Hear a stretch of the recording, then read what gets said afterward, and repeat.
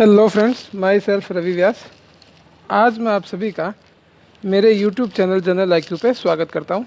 आज अपना राजस्थान जीके की जो सीरीज अपन ने चला रखी है RSM SSB JN के लिए, उसका जो है 10वां लेक्चर आज अपने पढ़ने जा रहे हैं। और थार का मरुस्थल जो है उसका आज चौथा पार्ट अपने पढ़ने जा रहे हैं। अपन ने देखा था कि जो थार का मरुस्थल है उसके दो पार्ट अपन ने देखे। थार मरुस्थल के कौन कौन से? शुष्क और अर्धशुष्क। शुष्क और अर्धशुष्क। और फिर अर्धशुष्क के जो अपन ने 4 पार्ट देखे, पहला कौन सा था? घग्गर प्रदेश। दूसरा अपना कौन सा था? शेखावटी। तीसरा कौन सा था? नागौरी उच्च भूमि। और चौथा अपना कौन सा था? गोंडवाना प्रदेश, जिसको लूनी बेसिन भी अपन ने बोल दिया था। ठीक है, अपन ने देखा कि घग्गर जो था वो श्री गंगानगर और हनुमानगढ़ का क्षेत्र था। शेखावटी वो चूरू, सीकर और झुंझुनू का क्षेत्र था। तो ये दो अपने पिछले वीडियो में पढ़ चुके। आज अपने बात करेंगे नागौरी उच्च भूमि की। तो नागौरी उच्च भूमि, तो सबसे पहले देखें नागौरी उच्च भूमि है कौन सी। पहले अपने थ्योरी देखते हैं, फिर अपने मैप में भी देखेंगे। तो नागौरी उच्च भूमि कौन सी है? जो नागौर क्षेत्र में, नागौर में जो अरावली से पृथक, नागौर में जो अरावली से पृथक जो पहाड़ी क्षेत्र है, अरावली से पृथक जो पहाड़ी क्षेत्र है, उसको क्या बोल दिया मैंने? नागौरी उच्च भूमि बोल दिया। और इसका जो विस्तार है वो मुख्य रूप से कहाँ है? मुख्य रूप से जो विस्तार है वो नागौर में है। और जो मुख्य जो है वो विस्तार नागौर में है, और वैसे इसका विस्तार जो है वो बीकानेर तक है। मुख्य जगह कौन सी है? नागौर डिस्ट्रिक्ट, और वैसे विस्तार जो है वो बीकानेर तक इसका है। ठीक है जी। फिर बात करें जो नागौरी उच्च भूमि है, उच्च भूमि है, उससे अपन ने 3 भागों में बांटा। पहली है इसमें मकराना श्रेणी। मकराना श्रेणी, मकराना श्रेणी कौन सी हुई?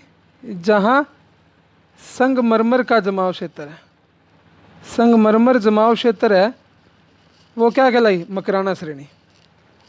दूसरा मांगलोद श्रेणी, मांगलोद श्रेणी। ये मांगलोद श्रेणी कौन सी है?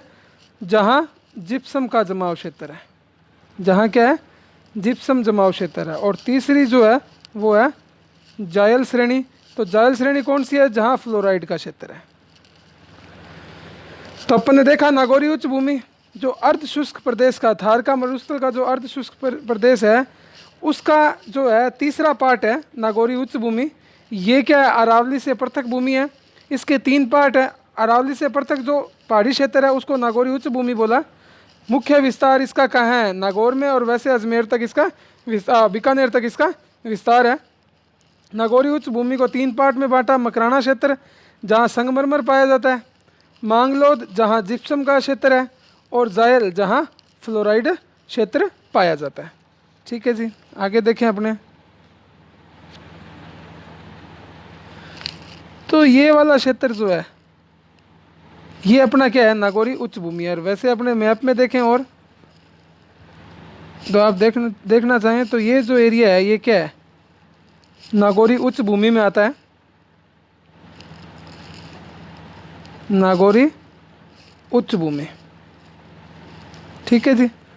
इसमें जो ये एरिया है, ये एरिया है, यहाँ क्या पाया जाता है?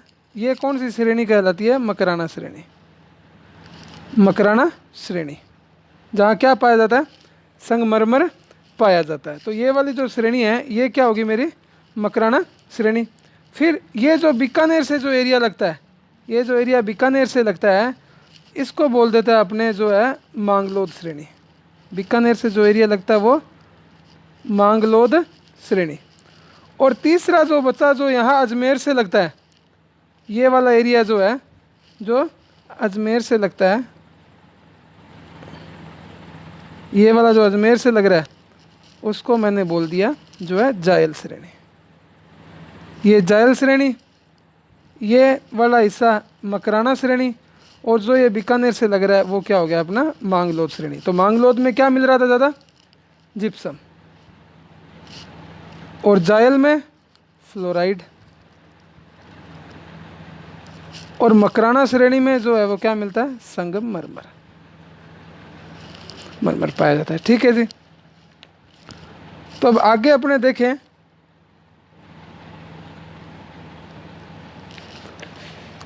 सेकंड ग्रेड में एक क्वेश्चन पूछा गया कि कुबड़ पट्टी, सेकंड ग्रेड में एक क्वेश्चन पूछा गया पिछले साल जब सेकंड ग्रेड का एग्ज़ाम था कि कुबड़ पट्टी कौन सी है। तो अपने कुबड़ पट्टी देखें या बांका पट्टी देखें या हॉन्च बेल्ट देखें, हॉन्च बेल्ट, तो ये कौन सी है। तो अपन देखें कि नागौर से जायल के बीच, नागौर से ये जो जायल श्रेणी कौन सी थी, जो यहाँ अजमेर से लगती है। तो नागौर से जायल के बीच, नागौर से जायल के बीच जो फ्लोराइड क्षेत्र है, फ्लोराइड क्षेत्र है, उसको क्या बोल दिया अपन ने, कुबड़ पट्टी बोल दिया। उसी को क्या बोल दिया अपन ने, कुबड़ पट्टी। क्यों, क्योंकि फ्लोराइड के कारण क्या है, फ्लोरोसिस रोग होता है, जिससे क्या हड्डियां जो है कमज़ोर होने लगती है और जो है कुबड़पन आने लगता है, कमर झुक जाती है। तो इसलिए जो नागौर से लेकर जायल तक की बेल्ट है, और वैसे भी जायल श्रेणी में किसकी अधिकता है, फ्लोराइड की। तो इसको कुबड़ पट्टी भी, ये सेकंड ग्रेड में आया हुआ क्वेश्चन है कि कुबड़ पट्टी कौन सी है। तो नागौर से जायल तक का जो क्षेत्र है वो वहाँ क्या है, फ्लोराइड बहुत ज़्यादा है, उसको कुबड़ पट्टी भी बोलते हैं, बांका पट्टी भी उसी को बोलते हैं, और हॉन्च बेल्ट भी उसी को ही बोलते हैं। तो ये काफ़ी इंपॉर्टेंट है, आप याद रखना इसको। ठीक है जी। फिर बात करते हैं अपने अब जो गोंडवाना प्रदेश की।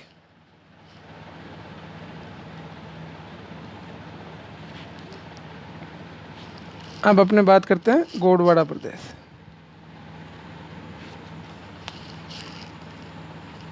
गोंडवाना प्रदेश चौथा पार्ट है था, जो अर्ध शुष्क जो थार का मरुस्थल है उसका। तो ये बेसिकली किसको बोला जाता है, लूनी बेसिन को, लूनी बेसिन को ही गोंडवाना प्रदेश बोला जाता है। कौन कौन से ज़िले इसमें आते हैं, जोधपुर, पाली, बाड़मेर और जो है जालोर। मुख्य रूप से जो लूनी बेसिन है वो इन्हीं प्रदेशों से होकर गुजरती है। मुख्य रूप से वो गोंडवाना प्रदेश अपने इसी को ही बोलते हैं। और वैसे भी गोंडवाड़ इसको इसलिए बोलते हैं कि प्राचीन समय में जो गौड़ जाति के लोग यहाँ बहुतायत मिलते थे, गौड़ जाति के लोग जो है यहाँ बहुतायत मिलते थे, इसलिए इसको गोंडवाना प्रदेश भी बोलते हैं। ठीक है। अब देखते हैं कि जो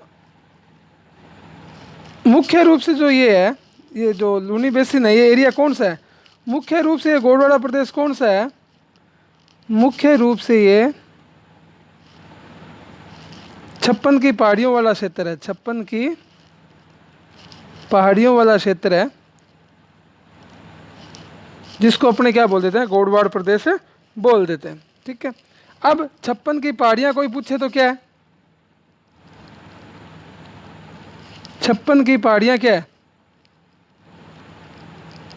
56 की पहाड़ियाँ वो चीज़ है जब सिवाना से बालोतरा जाते हैं, सिवाना से बालोतरा जाते हैं, तो सिवाना से बालोतरा के बीच 56 गुंबद आकार की पहाड़ियाँ मिलती है, जिसे क्या बोल देते हैं अपने, 56 की पहाड़ियाँ बोल देते हैं। 56 की पहाड़ियाँ किसे बोला कि सिवाना से बालोतरा के बीच जो गुंबद आकार की पहाड़ियाँ मिलती हैं उन्हीं को अपने क्या बोल देते हैं, 56 की पहाड़ियाँ बोल देते हैं। और यही मेन जो है गोंडवाना प्रदेश या जो लूनी बेसिन का प्रदेश है उसका विस्तार है। और वैसे अगर देखें 4 ज़िले मैंने बताए, जोधपुर, बाड़मेर, जालोर और पाली जो हैं, वहाँ तक इसका जो विस्तार है। और यही अगर पूछे सिवाना से बालोतरा के बीच, तो अगर जगह पूछे विस्तार के लिए तो सिवाना से बालोतरा, डिस्ट्रिक्ट पूछे 56 की पहाड़ियों का तो कौन सा हो गया, बाड़मेर। तो बाड़मेर में है 56 की पहाड़ियाँ, और इनके बीच जो 56 गुंबद के आकार की जो पहाड़ियाँ हैं उनको क्या बोला, 56 की पहाड़ियाँ। यहाँ पे ही एक पर्वत है, उस पर्वत को जो बोला अपन ने नाकोड़ा पर्वत। यहीं एक पर्वत है जिसको बोला अपन ने नाकोड़ा पर्वत। ये कहाँ स्थित है, उस जगह का पुराना नाम क्या है, प्राचीन नाम क्या है, मेवानगर। ये भी सेकंड ग्रेड में पूछा गया क्वेश्चन है। जो नाकोड़ा पर्वत है और इसका प्राचीन नाम क्या है इस जगह का, मेवानगर। किस जगह का मेवानगर है, जहाँ जो है नाकोड़ा भैरव जी का मंदिर है, नाकोड़ा भैरव जी का मंदिर है। तो क्वेश्चन क्या पूछा जाएगा कि 56 की पहाड़ियों का विस्तार कहाँ से कहाँ तक है, तो सिवाना से बालोतरा। 56 की पहाड़ियाँ कहाँ स्थित है, कौन से ज़िले में स्थित है, तो बाड़मेर में। 56 की पहाड़ियों पर ही एक नाकोड़ा पर्वत है जहाँ क्या है, नाकोड़ा भैरव का मंदिर है। तो क्वेश्चन पूछा जाएगा नाकोड़ा भैरव मंदिर कहाँ स्थित है, 56 की पहाड़ियों पर। कौन सी जगह स्थित है, उस जगह का प्राचीन नाम क्या है, उस जगह का प्राचीन नाम क्या है, मेवानगर नाम उसका प्राचीन नाम था, जहाँ नाकोड़ा भैरव जी का मंदिर है। और ये भी सेकंड ग्रेड में पूछा गया क्वेश्चन है। और क्या इससे रिलेटेड क्वेश्चन पूछा जा सकता है कि जो नाकोड़ा भैरव जी का मंदिर था, नाकोड़ा भैरव जी का मंदिर था, ये किस धर्म को समर्पित है, तो ये जैन धर्म को समर्पित है। यह है जैन धर्म को समर्पित है। और जैन धर्म में किन जो है तीर्थंकर को यह समर्पित है, तो ये जो 23वें तीर्थंकर थे, 23वें तीर्थंकर थे जो जैन धर्म के, क्या नाम था उनका, उनका नाम था पार्श्वनाथ जी। तो पार्श्वनाथ जी को ये समर्पित है। तो क्वेश्चन ये पूछा जा सकता है कि नाकोड़ा भैरव जी का मंदिर किस धर्म को समर्पित है, जैन धर्म को। कौन से तीर्थंकर को, 23वें तीर्थंकर पार्श्वनाथ जी को जो ये है समर्पित किया गया है। तो ये इससे रिलेटेड जो ये अपने क्वेश्चन थे। फिर अपने देखें आगे कि 56 की पहाड़ियों में एक जगह और चीज़ है कि जो 56 की पहाड़ियाँ हैं, 56 की पहाड़ियाँ हैं जो, देखते हैं इनसे रिलेटेड और क्या क्वेश्चन आ सकते हैं कि एक पीपलूद ग्राम है, पीपलूद ग्राम है 56 की पहाड़ियों के क्षेत्र में ही, जहाँ पे क्या है, हल्देश्वर महादेव जी का मंदिर है। वहाँ क्या है, हल्देश्वर महादेव मंदिर है। यहाँ क्या है, सबसे ज़्यादा पश्चिमी राजस्थान की सर्वाधिक वर्षा जो है वो यहीं होती है। पश्चिम राजस्थान की सर्वाधिक वर्षा कहाँ होती है, यहीं हल्देश्वर महादेव मंदिर यानी पीपलूद ग्राम में सर्वाधिक वर्षा यहीं होती है। पश्चिमी राजस्थान में सर्वाधिक वर्षा वाला क्षेत्र पीपलूद ग्राम, हल्देश्वर महादेव का मंदिर। और इसीलिए अधिक वर्षा होने के कारण इसी हल्देश्वर महादेव जी के मंदिर है जहाँ, उस क्षेत्र को क्या बोलते हैं अपने, पश्चिम राजस्थान का माउंट आबू भी बोलते हैं। पश्चिम राजस्थान का माउंट आबू भी इसी जगह को बोला जाता है। तो ये 56 की पहाड़ियों से रिलेटेड ही अभी अपने जो क्वेश्चन पूछे जा सकते हैं उनके बारे में बात कर रहे हैं। तो 56 की पहाड़ियों में एक गांव है पीपलूद गांव, वहाँ के हल्देश्वर महादेव जी का मंदिर है। यहाँ पश्चिमी राजस्थान की सबसे ज़्यादा वर्षा यहीं होती है, इसलिए इस जगह को क्या बोल देते हैं, पश्चिमी राजस्थान का माउंट आबू बोल देते हैं। आगे देखते हैं। आगे पूछा जा सकता है कि लूनी नदी का जो बेसिन है, लूनी बेसिन को या लूनी नदी का जो प्रवाह क्षेत्र है, जब वो उसको जालोर में क्या नाम दिया गया है, जालोर में किस नाम से पुकारा जाता है, किस नाम से बुलाते हैं। लूनी नदी के बेसिन को, प्रवाह क्षेत्र को जो है जालोर में किस नाम से बुलाते हैं, रेल नाम से बुलाते हैं।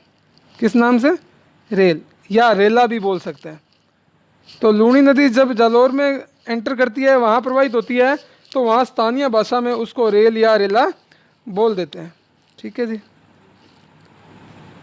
फिर अपने देखते हैं कि लूनी नदी आती कहाँ से, अजमेर से प्रवाहित होते हुए नागौर होती हुई, पाली से होती हुई जोधपुर, जोधपुर से होती हुई बाड़मेर और बाड़मेर से जालोर। तो यहाँ मैं मानूँ अजमेर से निकलती है लूनी नदी। अजमेर में जगह कौन सी है? नागपाड़ से निकलती है। यहाँ से कहाँ जाती है? नागौर। नागौर से फिर पाली, पाली से फिर जोधपुर, जोधपुर से फिर बाड़मेर, और बाड़मेर से जालौर। तो जालौर में जहाँ ये प्रवाहित होती है उस जगह का नाम क्या है? रेल या रेला। अब क्या है कि जो लूनी नदी है, ये बात किसकी कर रहे हैं? अपने लूनी नदी की। लूनी नदी क्या है? ये बरसात के पानी के कारण बहने वाली नदी है, और ये बरसाती नदी है, और बरसात का पानी ज़्यादा होने से इसका प्रवाह क्षेत्र भी क्या है? बढ़ जाता है। यहाँ क्या है? पानी ज़्यादा हो जाता है बरसात के कारण। अब जब पानी ज़्यादा होता है तो इस पानी को क्या है? अपने किसी और माध्यम से जो है अतिरिक्त जल को किसी दूसरे जल स्रोत या खेतों में अपने पानी को भेजते हैं। जल स्रोत या खेतों में अपने इस एक्सेस पानी, जो बरसात ज़्यादा होने के कारण लूनी नदी में जो एक्सेस पानी हो जाता है, उसको अपने किसी माध्यम से दूसरे जल स्रोत या खेत में भेजते हैं। तो उसको अपने क्या बोल देते हैं? इस जो माध्यम का यूज़ करते हैं वो क्या कहलाता है? नेहड़ा। तो नेहड़ा एक जल संरक्षण की विधि भी है, नेहड़ा या नेस्टा। तो पूछा गया क्वेश्चन है सेकंड ग्रेड में कि नेहड़ा क्या है। तो जब जालौर में लूनी नदी का जल प्रवाहित होता है, ज़्यादा बरसात होने के कारण एक्स्ट्रा पानी वहाँ इकट्ठा हो जाता है, तो उसको किसी माध्यम के द्वारा जब अपने दूसरे जल स्रोत या खेतों में सिंचाई हेतु पानी भेजते हैं, तो उस माध्यम को अपने क्या बोल देते हैं? नेहड़ा या नेस्टा, या नेस्टा बोल देते हैं। और ये एक जल संरक्षण की विधि है। तो ये जो बातें थी, ये इम्पोर्टेंट बातें थी किस में से? जो अपन ने आज पढ़ी, कि अपन ने देखा ये एरिया तो अपन पढ़ ही चुके थे पहले, जो शुष्क प्रदेश था। अर्ध शुष्क में भी अपन ने क्या करा? अपन ने घग्गर पढ़ लिया, फिर शेखावटी क्षेत्र पढ़ा, नागौरी उच्च भूमि पढ़ा, और अब अपन ने लूनी बेसिन को भी कंप्लीट कर दिया। अब नेक्स्ट वीडियो में अपने जो है जल संरक्षण की पहले विधियां देखेंगे, और साथ में फिर अपने अरावली प्रदेश के बारे में बात करने वाले हैं। तो धन्यवाद दोस्तों। अगर आपको ये वीडियो अच्छा लगा हो तो इसे ज़्यादा से ज़्यादा लाइक करें, शेयर करें, सब्सक्राइब करें। धन्यवाद।